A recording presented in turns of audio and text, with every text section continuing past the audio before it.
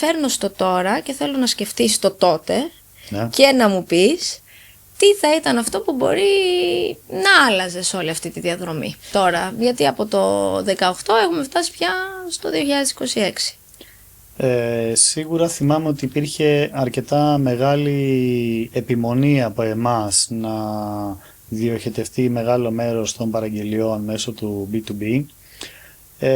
Υπήρχαν ζητήσεις να συνεχίσουμε έστω με κάποια πιο ελαφριά μορφή εντύπου, πιο απλοποιημένου.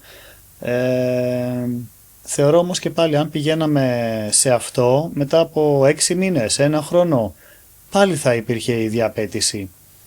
Άρα επιμείνατε εκεί μόνο, γιατί προφανώς αλλάξατε κάτι, θέλω να πω, που οι πελάτες στην αρχή είπαν «Όπ, εγώ αλλιώς έχω συνηθίσει να...»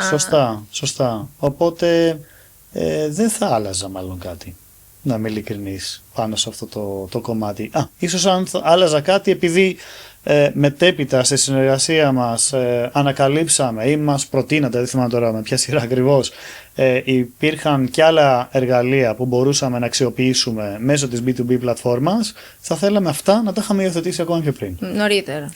Ναι.